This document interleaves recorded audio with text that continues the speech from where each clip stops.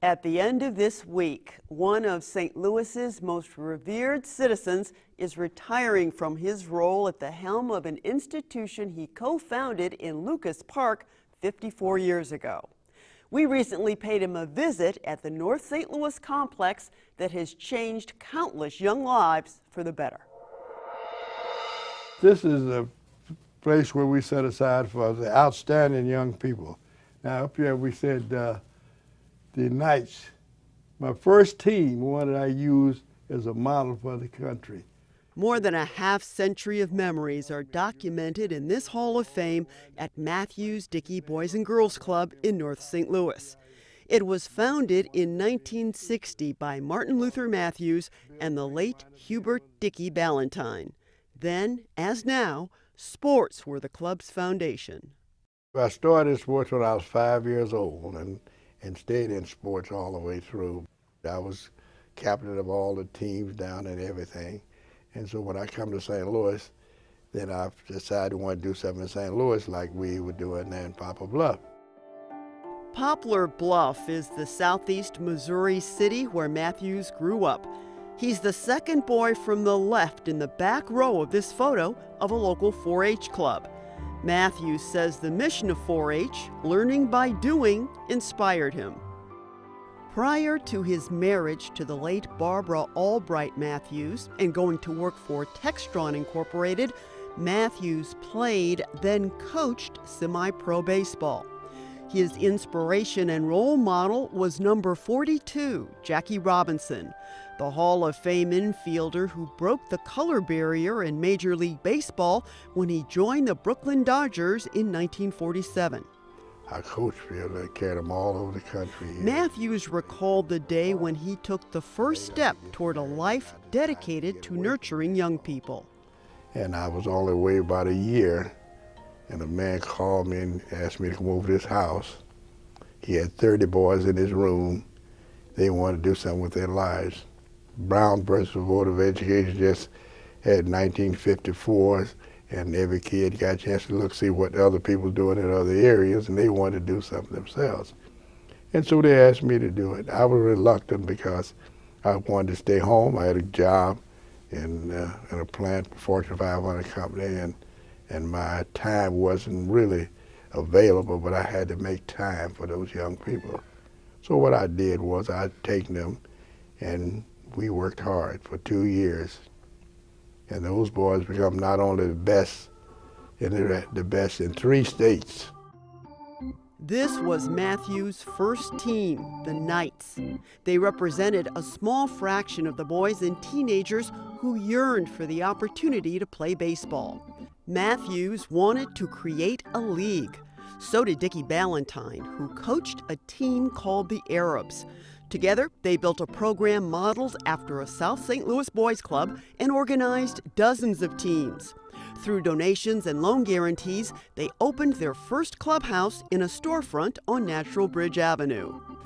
And they all graduated from college. The Mathews-Dickey baseball program laid the foundation for an agency that would eventually add football and a variety of other sports, educational, and cultural activities for both boys and girls.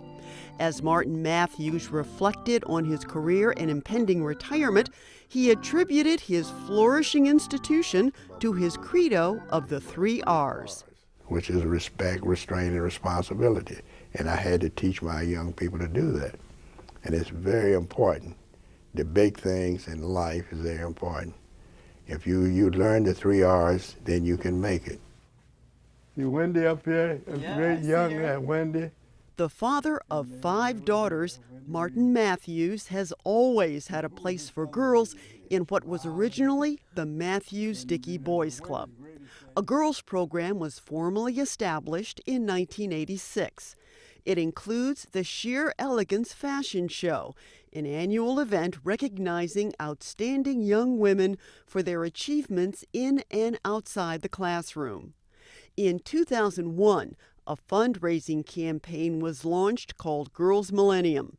Chaired by media personalities Christine Buck and Donnybrooke's Wendy Weiss, it resulted in the official renaming of what is today the Mathews-Dickey Boys and Girls Club. And this wall exemplifies the greatness of St. Louis, because without all these great people up here, we could never be able to do what we have done, serving millions of people. Of particular importance were the relationships Mathews cultivated within the business community.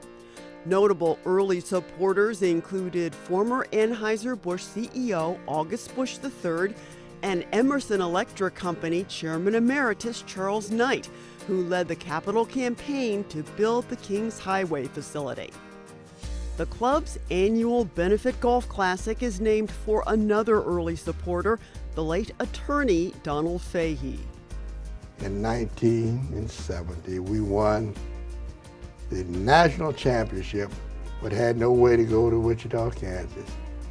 So we called him, sent me a check for $2,000, said, look, if you need any more, go. And so we got that bus and went on to Wichita, Kansas.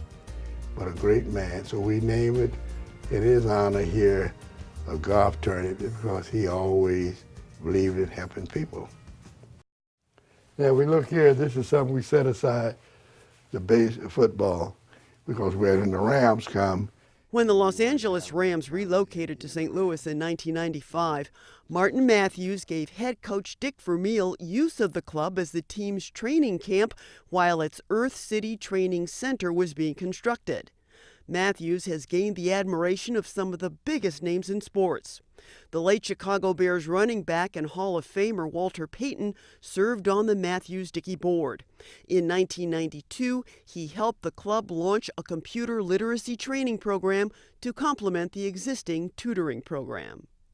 My greatest thing here, my picture where what Ronald Reagan said here, that the good works of Martin Mathews flow as deep through the city of St. Louis as the Mississippi River itself. It is a shining example of the power of good. Mathews' work has been recognized by several U.S. presidents and vice presidents. He remembers with particular fondness the nation's 40th president, Ronald Reagan. Mr. Reagan dedicated the Kings Highway facility in 1982 and called it a model for the country. When Mathews-Dickey fell short of the funds needed to complete the James Cool Papa Bell Stadium, the Reagan administration delivered the required $100,000. And here's Ronald Reagan here. He joined the club. The boys, he put on a cap and put the thing, said, I'm a member of this team. There are countless success stories among the adults who spent their formative years here. Mathews-Dickey interim chief financial officer Randy Sanderson started playing baseball as a 10-year-old and got his first summer job as an umpire through the Learn and Earn program. When I went to college, I ended up coming back and coaching a group of teenagers. So from a baseball standpoint and a relationship with the club, I really have kind of I've come full circle, player, umpire, commissioner, and also a coach. It was a good foundation for my future career, because I ended up really learning how to be a leader and to really have people, to respect people and have people respect me at a very young age. Vice President of Sports and Operations Tom Sullivan also worked through Learn and Earn. He joined the Mathews-Dickey staff after graduating from St. Louis University. Number one, I lost my father at an early age, and my mom was a hard worker. She worked 2 to 3 jobs, so she wasn't there. She wasn't able to facilitate the necessary parenting that a child should have. Mr. Mathews just came right along, and we grew a partnership, we grew a friendship, we grew a mentorship where things that I needed to learn, he was there for me, and just being a presence was enough. The Boys and Girls Club complex was designed by a St. Louis architect whose life was shaped in large measure by Martin Mathews. We're actually working on the Hawthorne Leadership School for Girls, the new girls' STEM school. When we stopped in at the Central West End offices of Carl Grice Associates, we noticed a picture of Martin Mathews that Grice keeps at his desk. He knew I wanted to be an architect. My father was in construction, so that's how I got geared towards that direction. And we never had thoughts of building a facility.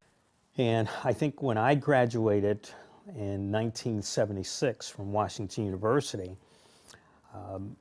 I told him I was going to move to Chicago because I couldn't find a job here in St. Louis. So he said, let's do this. So he sent me from place to place to place, and no luck. So I said, I'm leaving St. Louis, I'm going to move to Chicago. So he picked up the phone, called one of his contacts at McDonnell Douglas, and I had a job the next day.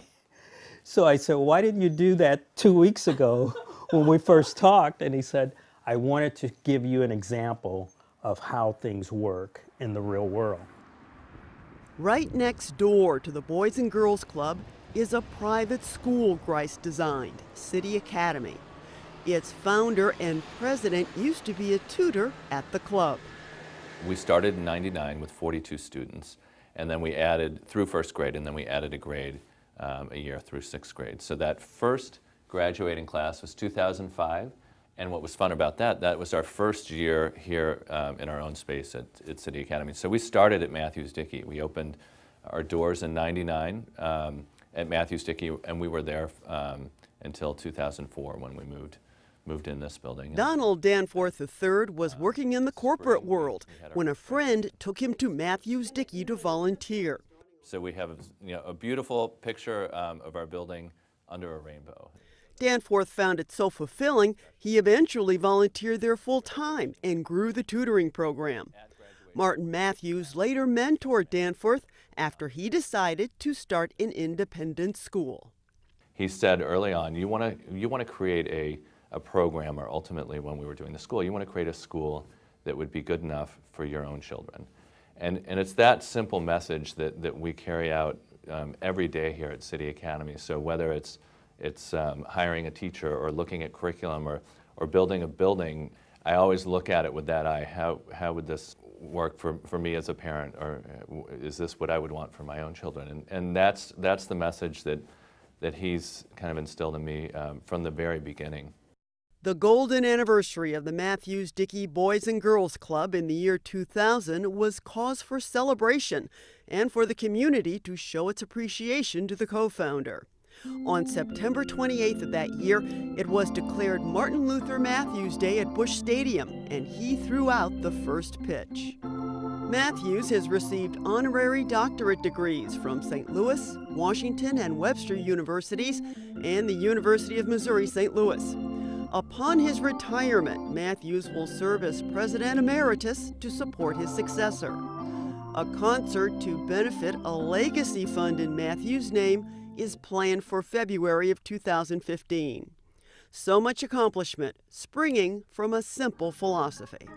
If you work hard, do the right things, use that respect, restraint, and responsibility, you can achieve your goals here in America.